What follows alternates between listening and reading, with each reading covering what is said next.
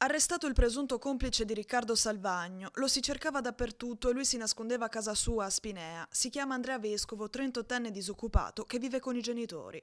All'alba, il blitz dei carabinieri del nucleo investigativo di Venezia. Sono arrivati dopo aver citofonato il campanello e lo hanno sorpreso nel sonno con i genitori ancora in casa. È stato lo stesso Salvagno, durante un interrogatorio, a svelare il suo nome agli inquirenti.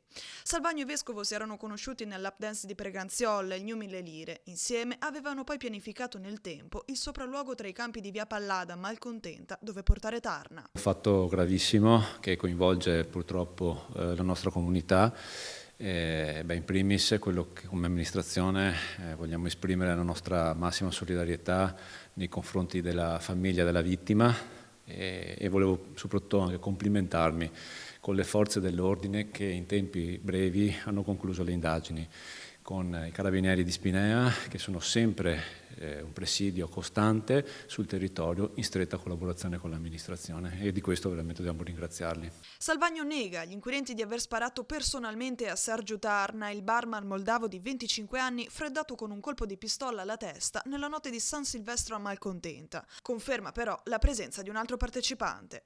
Notizia che scuote i cittadini del comune di Spinea. È preoccupante per la sicurezza, insomma, poi uscire di sera, sapere che ci sono certi personaggi, insomma, ti preoccupa abbastanza. Speriamo non ce ne siano altri in giro per Spinea, però adesso se l'hanno preso meglio così. Fa un po' di preoccupazione, però c'è sempre gente così in giro per il mondo, quindi non mi sconcerta la roba. Il fatto che magari si pensa di vivere in una città sicura non implica che sia realmente sicura. Non dico che bisogna sempre guardarsi le spalle da chi è amico o anche da chi è nemico, però non bisogna mai sottovalutare magari una persona che possa presentarsi simpatica, piacevole agli altri. Può sempre nascondere qualcosa, anche semplicemente un malore interno che non vuole esternare o un qualcosa di cui non vuole parlare. Io consiglio sempre a tutti di iniziare magari un percorso psicologico.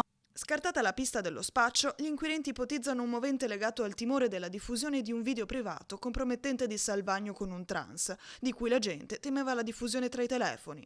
Per l'accusa, Vescovo avrebbe preso parte sia all'esecuzione nelle campagne di Malcontenta, sia al sequestro del giovane all'uscita di un bar a Chirignago. Quello che ho visto io è quello che ho visto sulla videosorveglianza. Ha bevuto una birra, è uscito fuori dalla portata, è andato via fuori dalla portata delle telecamere e si vedeva lui e i suoi piedi e un'altra persona. In ogni caso, le ricerche dell'arma e gli accertamenti su eventuali altri complici proseguono.